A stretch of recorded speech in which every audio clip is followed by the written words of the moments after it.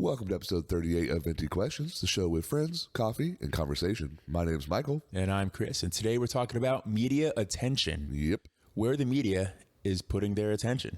How much they're willing to focus on one story versus another. And is it the right choice? Is it the right choice? Is there an agenda? We will talk about these things. So definitely listen all the way to the end to find out what our opinion is on it.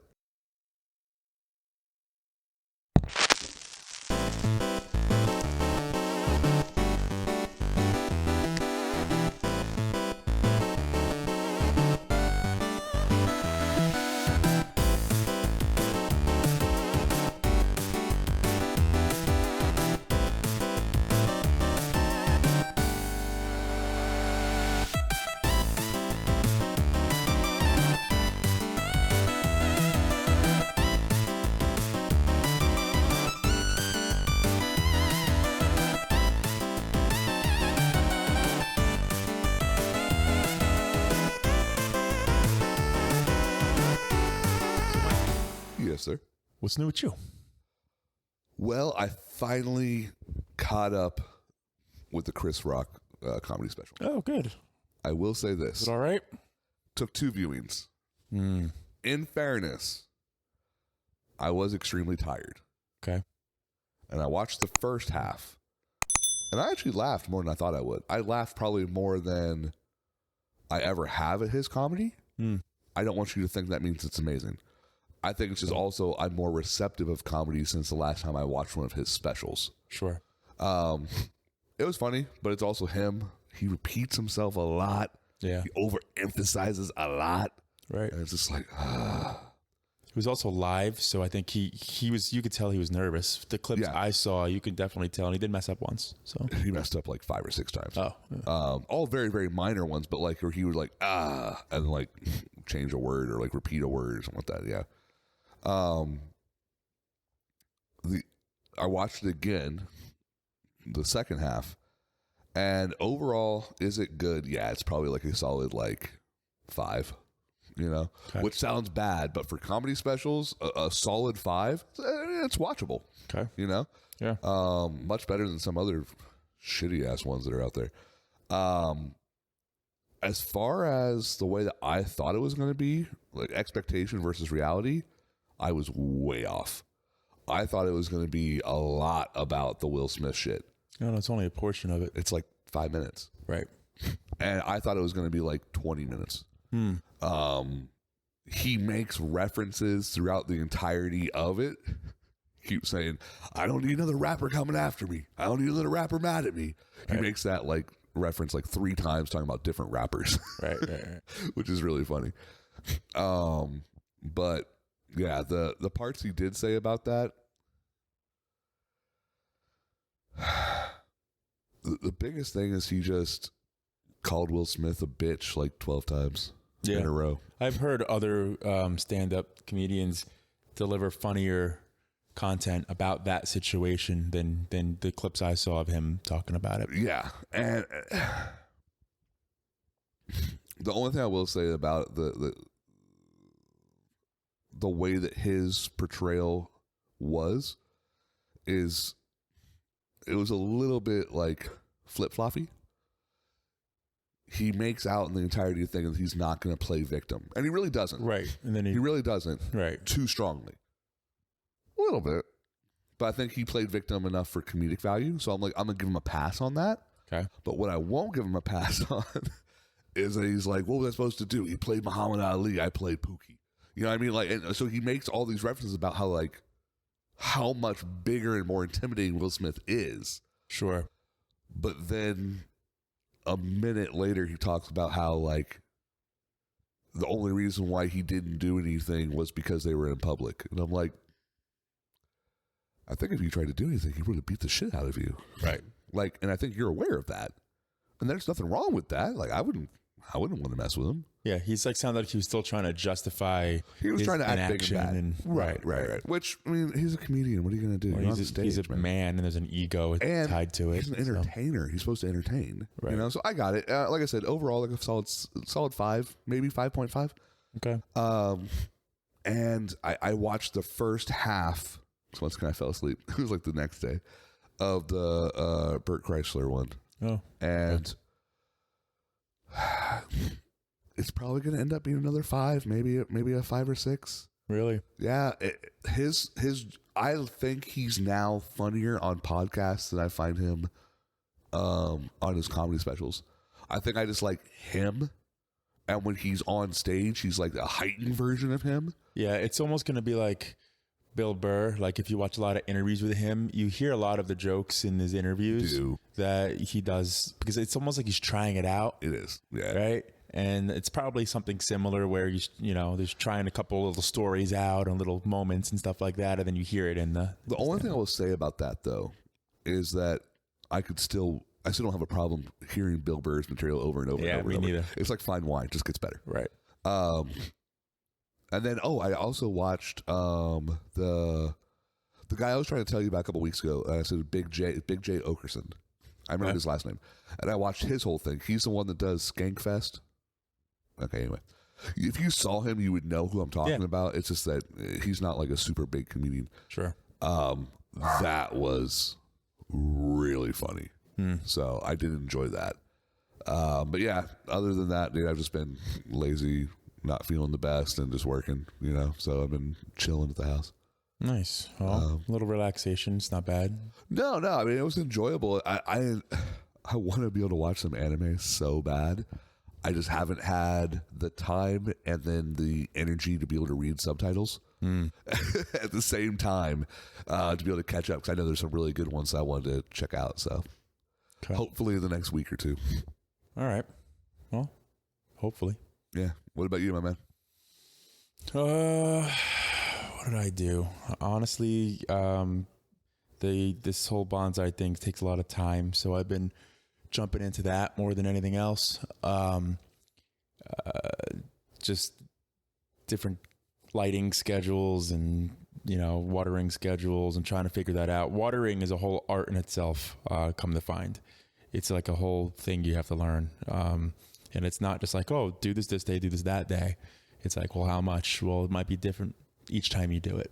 Oh, really? Yeah, depending on the saturation level of the plant and how much humidity there was and how much so it's like a whole thing. I think one of the ones that I was working on that I wired, I actually just unwired it because it's not doing too well.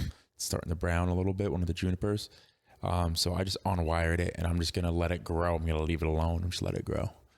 Now, is it always going to be a difficulty with the watering, or is it more of like in a particular like life stage or anything like that? It depends. I think it depends on the plant as well. Some of them are a little bit more like resilient, right, than others.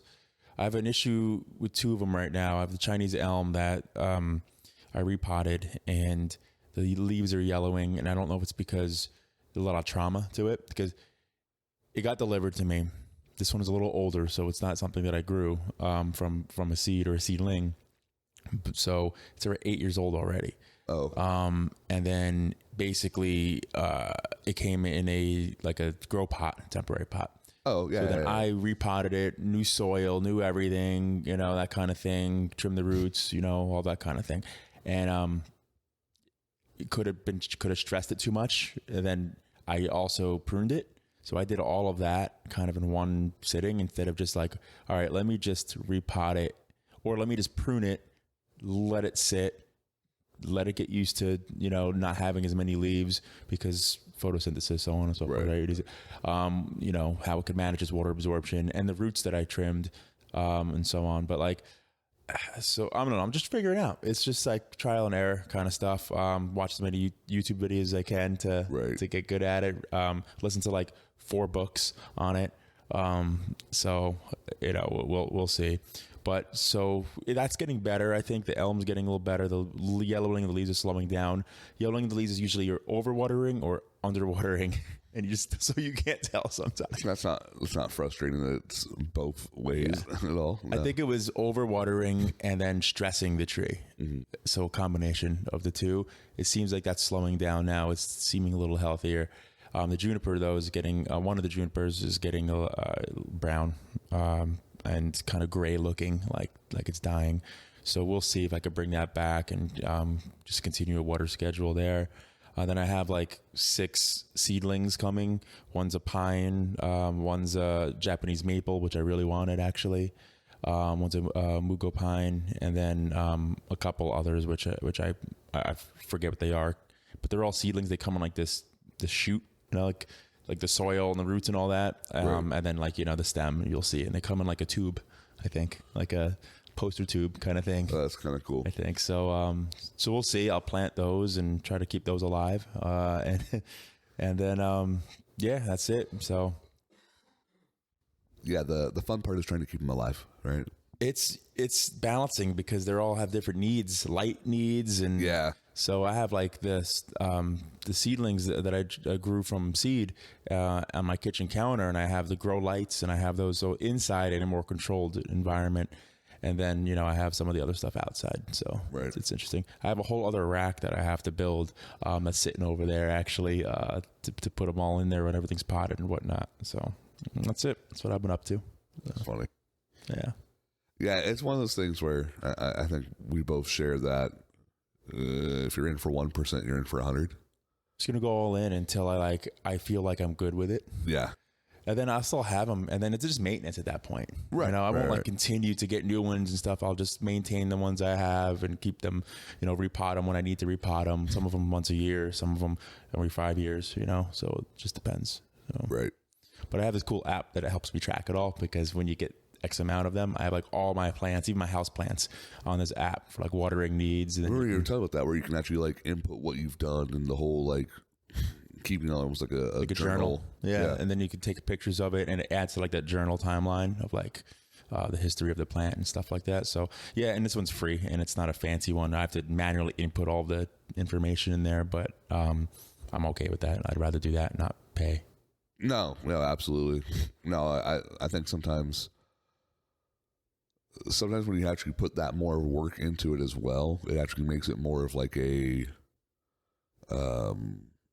habit, it's like it's not like a click, okay, I'm done. It's more of like, okay, now we're going to do this portion, and now that moves on to this, and so on and so forth. And I'm learning it because I have to type it in, as opposed to let me just look up the name of the plant, and then it gives me all the needs of the plant, which is cool, but I'm actually teaching myself better while putting in the information, Right. Yeah. All right, so I got some questions that have to do with our lovely topic of media attention for today. Media attention. So these are our rapid fire questions. So feel free to give a short, concise answer. Pow pow.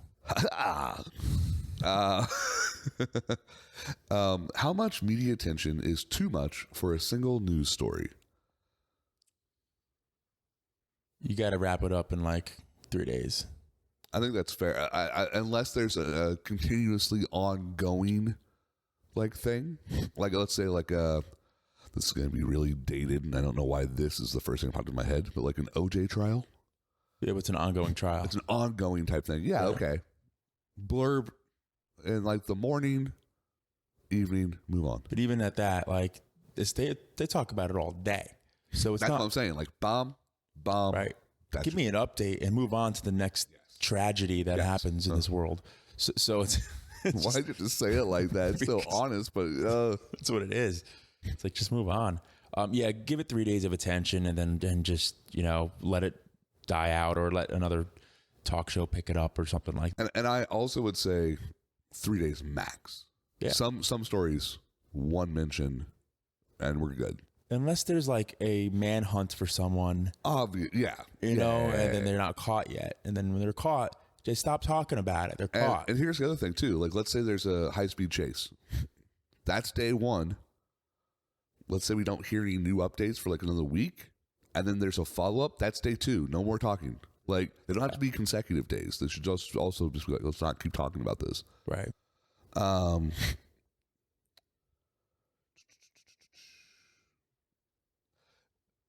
Nowadays, do you think there really is such a thing as bad publicity? Like, have we crossed over that threshold where it's no longer even bad publicity is good publicity? I think so. I think so too. Because with cancel culture, I definitely think so. Yeah, well, it's true, but it's funny. But I think that because we're getting it in so many different forms of media, where before, what would you get? A newspaper and maybe a TV? But now we're getting social media, Right. and now we're getting just internet, like pop-ups, like news, like media, like, but on your phone. Right. I don't know. You're getting it everywhere, you know? Not only that, but I think like before it wasn't as big of a deal because when you had that 15 minutes of fame, you came from obscurity to 15 minutes and then you went back away. Right. Where nowadays, nobody's obscure. You know what I mean? Right. But Like, I can Google your name and I find photos of you. sure. You know what I mean? And, you're just a regular person. That Right. sounded mean when I said it like that, but you know what I mean? No, it's cool. I don't want to be known. What only thing that sucks is that you're more known than I am just because my name's more, like, less unique. Hmm.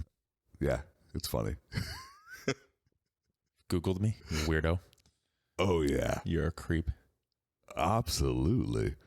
No, I agree with you. I think bad publicity nowadays for the regular person is now considered bad publicity. Sure. For certain people, though, I don't know, man. Like, someone like Kanye, I don't think there's such a thing as bad publicity for him because I don't think there's such a thing as good publicity for him. So it's just him being him. Every 6 months, we hear some crazy crap he does, and we're like, "Oh yeah, he's still around." Okay, because cool. he's not known for his rapping anymore. That's the problem. No, he's not. That's sad. He's an amazing rapper. He's an amazing producer. I like his beats way more than I like his lyrics, but still. Do you feel that media attention can be harmful to either a person or a organization? Of course. Yeah. I think that kind of ties into that one where it's like the whole bad publicity type thing. Given. Yeah, it's Next question, please.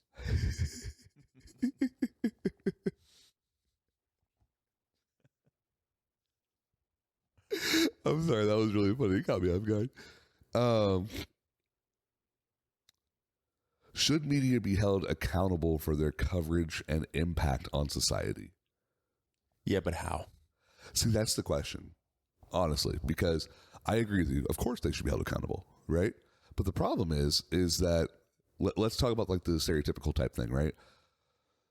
A story is written in a newspaper, the more historical style.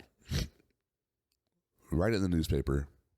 Turns out some things were said that were incorrect. Well, it was a front page headline, like huge. Sure. Well, then 2 weeks later, when they realized they were wrong, in the back of the newspaper and like small little thing, there's like a little, what's it called? It's called something. Redaction. Yes, a redaction. Yeah. And it's like, hey, my bad. So like even back in the day when it was like when news was news, nobody wanted to own up on being wrong. And now that's laughable. If I were the other newspaper, I'd be like, so-and-so's newspaper was wrong. You know? Wow. And like that'd be my title. New York Times sucks. You know, and that'd be the title. Here's the thing. Got it wrong again. I would love to have a newspaper that just called out other newspapers' incorrect aspects. Right. The problem with that is you would be quickly labeled Fake news. Yeah. By the news. Yeah. Yeah. Because nobody wants to get called out nonstop. And so they're going to try to put you as being the bad guy as quickly as possible. And unfortunately, you might end up finding yourself being supported by people that you're like, I didn't want your support. Yeah. Yeah. Happens to presidents all the time. It's like, look, man, I like Bud Light. Go away. Yeah. Yeah, that was intentional. Oh, boy. Oh, man. But yeah, so those are my short ones. I have some other questions, but they're derivative. It's basically the same thing. Yeah. I think jumping right into the topic is really just do you feel overall the amount of attention that the mainstream media, and I hate that phrase, and when I say mainstream, I mean like your 3 or 4 major news networks, right? Do they focus too much on one particular type of story versus ones that you feel they should, or vice versa? Like, where's your barometer on that? All they do is talk about me. They talk about me all the time. I'm the best topic ever. They all talk about me. They can't stop talking about me. So all there's to talk about is me. I mean, yes, because that's all that happens is all of a sudden. During his terms of presidency, I'll go out there and I'll say it. I was not a fan of him as a president. No, a lot of people weren't. But I wanted to defend him so many times because of how brutally harsh all of the news and then the regular people were going after the guy. I'm like, look, but unfairly. Is he trash? Yeah. But like, you're giving him like, you're trashing him because he picked up his fork wrong. Right. Trash him for being like a sexist or a racist. All the evidence you have of all the trashy things. You're going to give him shit for his hair? Right. Still? We're past that. So it becomes petty. It becomes like, oh, now you're just saying things just to say things. And now you've lost so much credibility because now you're just a petty little fucking bitch. Yeah. I just think that. I couldn't stand it. For me, I really just stopped watching media, any type of media. And here's the thing, like, and I'm not trying to say like he's the only one that got picked. Like, dude, every president gets screwed over. Obama got really bad too because of his situation going into office. But yes. Here's the difference: is that Obama had 3 of the 4 stations on his side. Right. Trump was a freaking moron and had the majority of things already against him, so it was constantly there. Right. That's where I think it is unbalanced. Where you have, for that side of things, you have Fox News, and then you have the others. And it's really not fair though either, because here's the thing about Fox News, right? Like, with all the times they've been sued here recently with all this other kind of crap, they literally have stated that viewers, they should not be held accountable for what they say, because viewers should know that what they're saying is obviously not true. That was the argument. Entertainment. Right. That was the argument that they used during the last time they got sued. Why can't the Republican Party just get like a good solid news like organization behind them? Like, I want them to be represented because I don't think it's fair for them not to be represented correctly. And it's obvious that some of these other media platforms do not want to cater to that. But in all honesty, listening to the kind of crap the other media platforms put out, they don't do a great job either. No, they don't. That's what I'm saying. They should be kicked out. You're saying like the MSNBCs and all this. Yeah. No. I agree with that. The only time you ever see the blue team inviting a red player to their table, when they want to bash them, is when they want to bash them, and they invite the dumbest one of the block, and vice versa. Right. And if they do happen to invite somebody who's halfway decent, they don't let them talk. No. Right. I mean, here's the thing. They railroad them. Right. Jon Stewart, right, a comedian, has been going through. He's very political. Very political. Yeah. And very intelligent. Oh yeah. And very good at talking. That's the biggest thing. The man can talk. He's been destroying people here recently with sit-down interviews one-on-one. Right. Why is it that we're letting a comedian do this?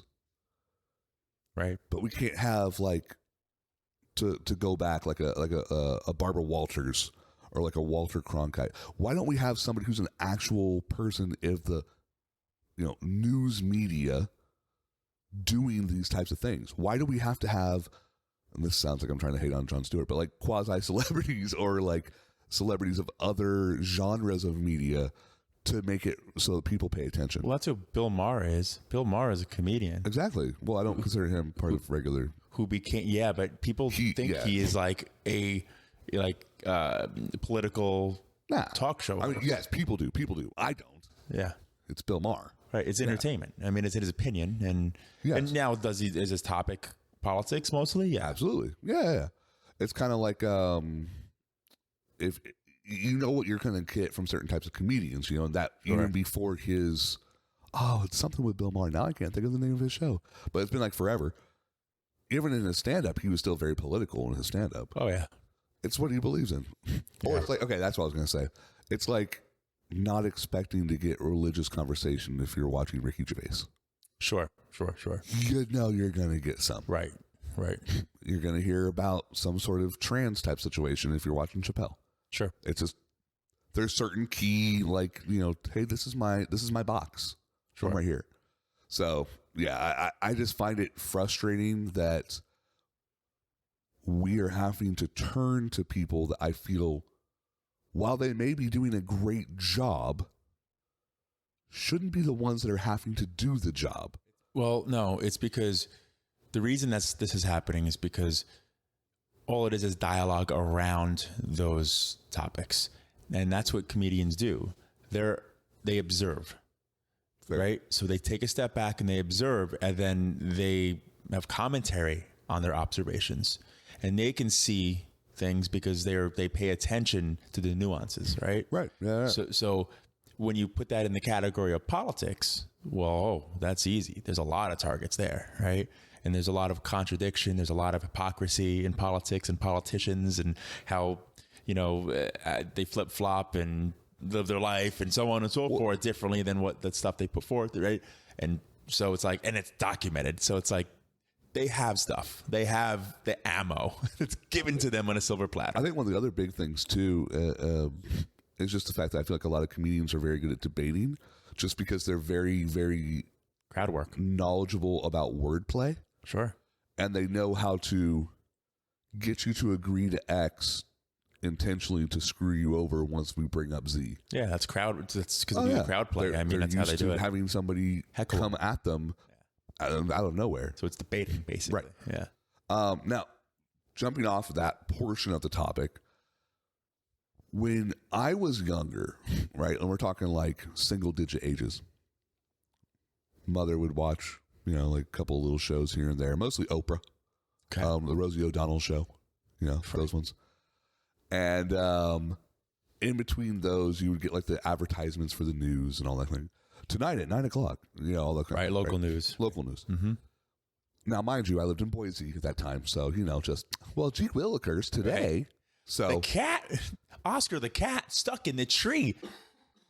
Find out how he got down at 9:00. Right. So in fairness, it was out. I was living in like freaking the Andy Griffin show, a little bit. Sure. But I remember 50% of the news was fluff pieces. Yeah. And some of it was feel good, like local stuff, local things, local issues. Right. Like what is it like? Here it's like Eyewitness Live at 9, and like that, like Live at 9 investigations reports that this particular place has been scamming people, and so that type of thing, right? Right. But the stakes were right for about half the news, and then you had the other stuff. Right now, when I lived in Boise, that was like the nationwide news. Right. But I feel like there has been a change that now, instead of it being like a 50-50 split, it's like a 90-10% split on the times I have watched news. Now, don't get me wrong, I'm not a news watcher. Right. I don't like the news. I find it to be uninformative, because it just kind of, once you've watched the news once, you don't have to watch it again for like a week, because nothing new is going to be popping up, even though we have constant news stuff going on. Personal opinion. Yeah. No, I mean, but that's not true, but it is true. And right. what I mean by that is, it's only because it's what we're talking about, media attention, what they're putting their attention on, as opposed to doing some work and like going out in the community and finding some feel good stories and finding some things that's happening. And they do that every now and then. Right. It's just, as you said, that's less. And I think the reason why it's because the view has broadened. We have the internet. We have everything's global. We have access to see what goes on in the next state or the other side of the world. So then whenever there is a bigger thing like an earthquake or a tsunami or whatever it is, that's world news, and that's going to trickle into local news and trickle into, all the networks, the major networks, and that's going to be part of a segment, right? And then it's going to be like this, relief efforts and so and and this and that, and then it's like, there's your whole week's worth of news and 2 weeks worth of news, right? Like we said, we should be limited to 3 days, but they limit to like a week and a half, 2 weeks, right? Yeah, because that's such a big tragedy. But like, okay. Until the next one. The next one. Okay, so going out on a limb here, sounding insensitive, I know it's different for me, but the school shooting aspect, right? The thing that I have an understanding / issue with is that, let's say there happens to be, a shooting in Florida. Obviously, all the Florida networks should be covering that. It's homegrown, local, right? Yeah. But if somebody in Nebraska hears about this situation and doesn't report it, they kind of look like they got a little egg on their face because it is a big deal. So now they're feeling obligated to report on something that happened 15 states away. Right. And vice versa. And I think that's part of the problem too, is because there's always going to be at least one big bad thing that happens every 2 or 3 days. Yeah. And now everybody feels that they have to grab that and report about it. It's the national tragedy. And that's the thing. It's because if you look at who owns the news networks, and how really when you kick that up, it's basically it's like what, 2 or 3 people who actually own all the news networks. And then on top of that, when you then connect to who they're affiliated with or what groups they're the affiliate stations, and then what political agenda they have. And so everybody's, once you get to a high enough tax bracket, everybody has either a red or a blue tie. Yeah. And they're part of different groups or I can't think of the right word, but not their loyalties lie in those parties, in those groups. That's because there's an agenda and I mean, political agenda. I don't blame them. That's not a conspiracy. This is fact. It's I can't think of the freaking word, but it's the party alliances. Yeah. It's like when you're part of a super PAC, but it's not that type of thing. It's called something else, and I can't. It's going to drive me insane.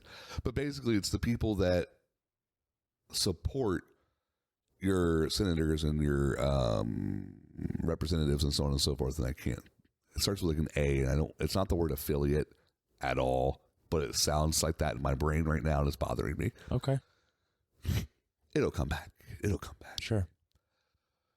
But so that's the issue I think we have with the media's choice of attention on just like the overall day-to-day, week-to-week type of stories that we're getting, right? Yeah. But another thing that we've talked about, and I think you actually brought it up, and it's one of those things like I didn't notice it, but I noticed it as soon as you said it, was how much attention as like a country we have put onto serial killers, crime story genre, whatever that is. Right. It started off, to my knowledge, right? You're getting like those every once in a while, like 60 Minutes or Dateline. You'd get one of those stories. And don't get me wrong, they were awesome, man. I remember watching those as a kid. I'm like, oh, this is interesting. And you got more and more of those shows, obviously, ratings, that's the way it works. Sure. And now you have all these like true crime podcasts, and you have all these true crime shows, and it's become a genre. It's become an obsession. And it's gotten to the point now where obviously Dahmer is the most recent series that came out. Right. And first off, regardless of that, I'm a little wimp. I don't like that type of style stuff anyway, which sucks because I liked a lot of the people involved in it, and I've heard they did a really, really good job. Oh, you're speaking of the show. Okay. Yes. Sorry. Yes. Sorry. Dahmer was the most recent show that has come out. I don't like scary stuff, so I didn't watch it. I like Evan Peters and a couple of the other actors and actresses in it. Okay. I realize I had to explain all that to you now, you freaking weirdo. No, you didn't, but trying to make me like I'm a cultist over here. I really like a lot of the people involved in that thing. I love it. I love all the robes. I love all the the grinder stuff. I mean, it's awesome. I didn't know how to say that politically correct, so I went that route. But You did. literally. But the thing of it is that how much attention is justified, right, for us to get the information that we need, and then how much of the attention then goes to almost I don't know if this is even a word. Celebritizing? That's not a word, right? That's good though. Turning these people into a celebrity for heinous crimes. Yeah. I don't know if I'm okay with that. The fact that their household name is a problem to me. It's a problem. It's part of the problem. Is a joke, but it's been a joke that I've heard for over 10 years. The fact that you have a favorite serial killer is the sign. You know what I mean? Like, not you personally, but like that's, people have said like, oh, no, this is the one I think is the craziest one or the coolest one, or fill in the adjective there. And it's just like, I'm with you. I get it. I may agree or disagree, but also you do realize that that's really twisted, right? Well, Jack the Ripper's, of course, you got to go back and, America's first serial killer, I'm sorry, wait, what? No. Isn't Jack the Ripper from England? He's yes. not? No, yes, yes, okay. yeah. I'm like, America's first serial killer. No. That was, oh my gosh. I don't know. From, I read the book about this, actually, and I'm totally drawing a blank on it. I will say that I was shocked when I looked it up, and I don't remember the exact number now, but a serial killer, it's not even that much. It's like 3 people. No. It was the guy it was Chicago, like the World Fair, and he killed a bunch of people, like stayed at a hotel. Gosh, what am I drawing a blank on this book? These are the people I'm aware of. I know Ted Bundy. I know Charles Manson. And I know Jeffrey Dahmer as far as names. I don't know which one's which. Yeah. But that's pretty much all I know. Wasn't there also the guy that they had in The Silence of the Lambs? Devil in the White City. That's the name of the book. I've never heard of that. That I read. It was really good. Eric Larson. And this kind of proves my point, though. It's about a serial killer. Yeah, it's America's first serial killer, I want to say it is. Don't get me wrong. I'm not trying to hate on you. I loved Zodiac, and that's a thing that's a horrible thing. I liked the movie Seven. You know, all these things are depicting that same style of like mentally, I don't know how you would say it politically correct, but like messed up people that end up doing these horrible, horrible things. I just want to know, is part of the obsession just because we, as a human, we have a natural like desire to want to know more about this? Or is it because of the fact that it's so easily acceptable that we're like, oh, okay, well, we'll watch this. And then you just get used to it. You know what I mean? Because like, this is the weirdest example ever, okay? But when I was a little kid, there was a certain time of night when old school Dragon Ball Z would come on. And I hated it. I wanted nothing to do with it. I couldn't stand it. Because of how it was presented to you. Yeah, just how it was presented. Until I got really bored and I started actually like really watching it. And then I got into it. And then I freaking loved it. Sure. But if it was if it wasn't being popped into my face every 5 minutes because that's what the scheduling was giving me, and it was my only option at that time because back then there was only like one station that was still on at that time, I never would have given it so many chances to where I started to grow a liking to it. Same thing with the old school Star Treks. Old school Star Treks, when I started watching them, wasn't interested. But it was that or watching an infomercial or the testing screen. I mean, there are also other reasons for not having interests in things. Like with Dragon Ball, it could have been partially a cultural thing where, all right, well, that was different than the other types of cartoons or something that you were accustomed to at the time. So since it was different, it's not something that appealed to you. And the way they, dubbed it, they spoke funny because of the dubbing, right? It was different than other types of Fair. Right? So like that would have been like, this is weird. I don't want to get into that, until you then get into it and you're like, oh, okay, I understand this now. Well, it's the same thing though. I used to hate Dexter's Lab. Me too. Yeah. I used to hate Johnny Bravo. Yeah, me too. I used to hate Ed and Eddie. I remember you hating Johnny Bravo when I liked Johnny Bravo. Yes. And then like it like won you over because I think slowly did. I think you learned about the artist, the illustrator, and then like you're like, oh, okay, I like this because you knew the motivations behind why he did this and all that kind of stuff. Well, it's just like anything. For me, if you want me to really like something, give me the behind the scenes. Right. Give me a person to connect with that I care about, that is integral to the development of the thing, and all of a sudden I'm going to care. Yeah, Johnny Bravo, that would not be a cartoon that can come out nowadays. Oh, absolutely not. Me too. Well, here's the thing with Johnny Bravo. Totally off topic, and I know we are, and we'll jump back in a second. But the thing that ended up being so cool about it is that they've made him and Samurai Jack friends in so many like Elseworld type situations. Cool. Because they're such polar opposites. And it's always like when they have like a little like a skit type thing, it'll always be like, Johnny, you old son of a bitch, and like the arm grasp, and then like they both are like post-apocalyptic type style shit. It's pretty cool. I'll have to show you some of the cool artwork. I haven't seen the new not new, but neither have I. The Samurai Jack that they redid, and I do want to. I'm interested in it, but if they did what they did to the Powerpuff Girls, I'm gonna like watch half an episode and never look at it again. And then the other one that the same. I used to hate the Powerpuff Girls too. Now I love the Powerpuff Girls. Yeah, that was Jojo. Oh man, my close best I can't do him. Oh, can't do him. Oh, that sucks. My favorite character. Yeah, which kind of makes sense when you really think about it. It's supposed to be Satan. Yeah, it does. Huh? Never realized that. Yeah.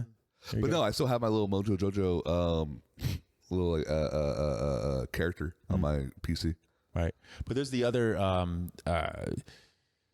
newer thing that it came out with. The guy, I wish I knew names. The illustrator of Samurai Jack. He had like his newer series, the Primal, I think it's called, or it's like a caveman type thing or whatever, where he's. I'm really. This sounds so fucking. It looks busy. good. That's why I'm really not aware of that much of Western illustration currently, because I haven't even been paying attention to anime.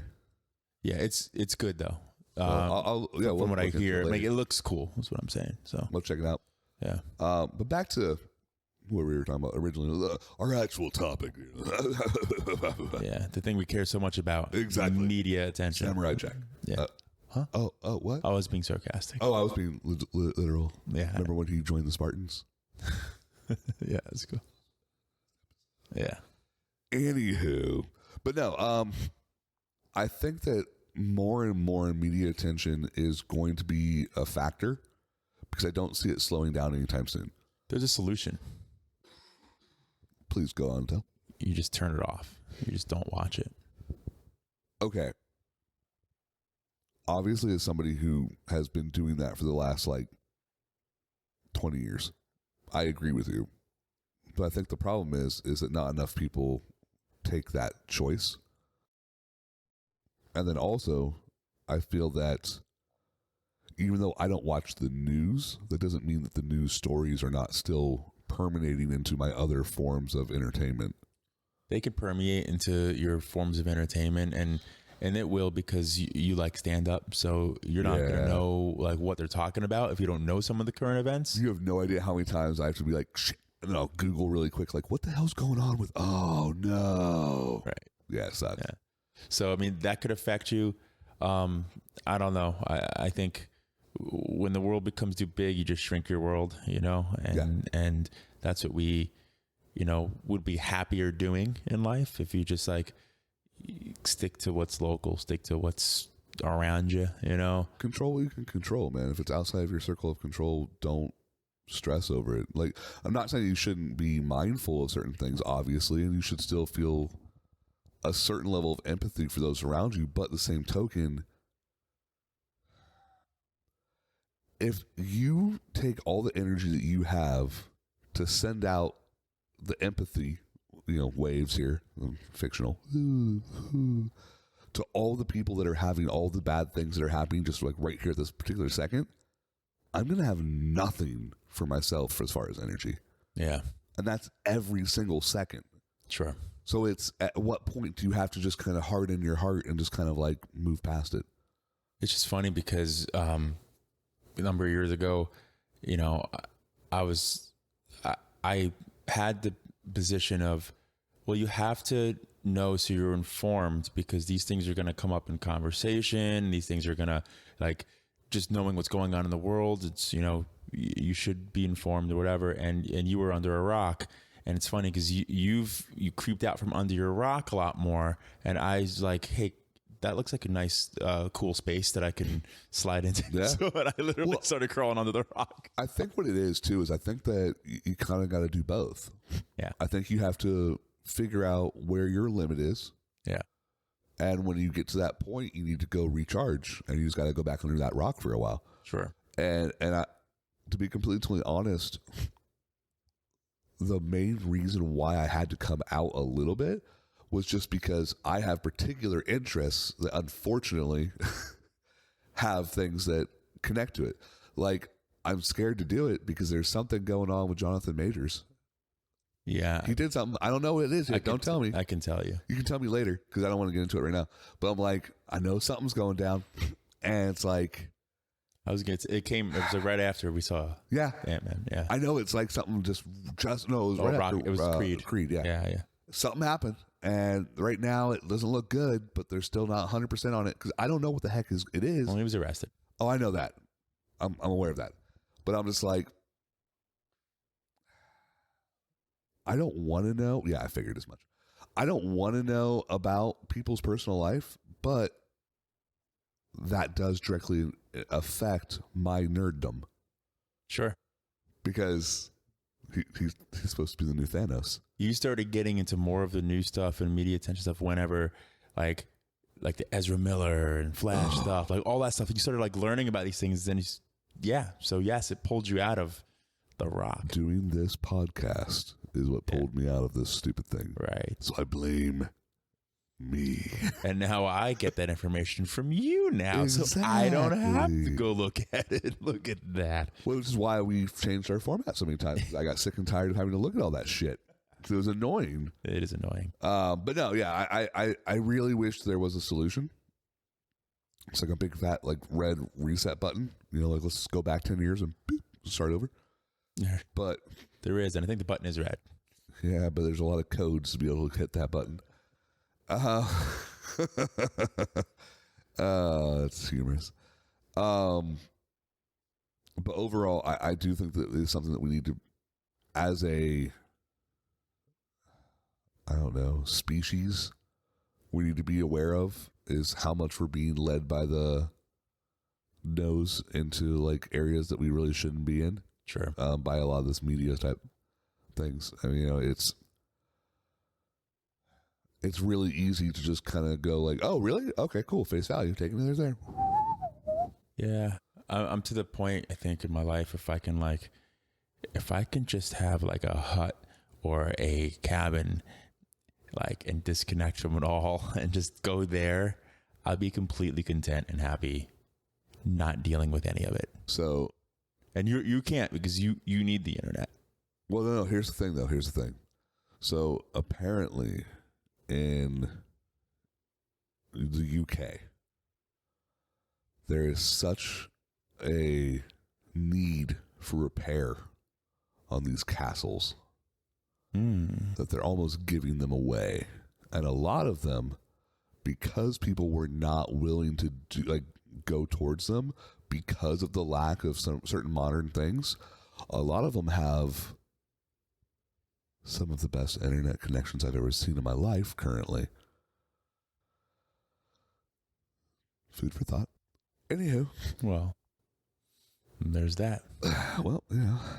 So when we disappeared off to the sunset together in like 10 years, you know where to check out. Oh, man.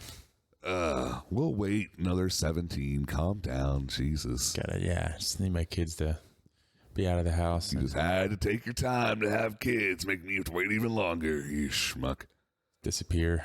Yeah, because once that happens, dude, I want to just go get land somewhere and just like where there's not like inspections and just slowly build something. Be great. Yeah. I would live off the grid. I really would. That's what I'm saying. Like, honestly, the only part of the grid I would want is I just want internet access. It's the only thing. And I don't. Well, see, I don't want internet access for the reasons I think most people would want it. Like, I don't want to stay connected and blah, blah, blah. No, I just want to play my games, dude. I would need internet for YouTube to learn how to build the thing that I need when I'm out. I need doing YouTube, stuff. And I need play games. As long as my phone works out there, we're good. For the most part. So I would just need to charge it somehow. I mean, honestly, we could probably look up on YouTube to figure out how to make like a little radio tower to be able to actually get like crappy internet and stuff. I would get a spin bike and then like have to charge my phone by pedaling the spin bike or something like that. I actually was I found this whole like horrible dude on TikTok today that I watched like maybe 100 of his videos. Just like the most chauvinistic, like horrible mountaineer type guy. But it's had some really cool little gadgets and stuff. And I was just like, the whole time, like, Chris would love this. That's cool. But I didn't want to send over like 400 of them. So I was like, I'll show them when I come over later. Good move. Yeah. But anywho, if you've enjoyed watching us slowly descend away from our topic into just hanging out, this is the right show for you. But anyway, let us know what you think about it. Overall, do you feel that media has kind of overstepped their bounds a little bit to the point of kind of leading us towards a scripted narrative? Or do you feel that we're still getting, just a nice slice of what is currently going on in the world? Does it help with the whole mental health issue? Other topic? I mean, it ties into so many other topics. Anxiety, everything. It's the social media and how it affects other people, fast food, even like death. All the things we've talked about so far this year. I blame the media. Media does have some sort of effect on it, in my opinion. But what do you think? Make sure you come back next week. We are going to be doing a fun one on video game violence. Cool. Right? Yeah, I'm for it. I mean, so am I. But anywho, we won't be partial at all. I'm not a gamer. I'll argue the other side of it. Yeah, I know you will. But yeah, make sure you like, comment, and subscribe. We really do appreciate that. Any type of interaction we can get really, really does help the exposure for the channel, so we do appreciate it. But outside of that, you guys continue to give our media attention, please. And off that horrible pun, we're going to go ahead and end it. All right. Bye.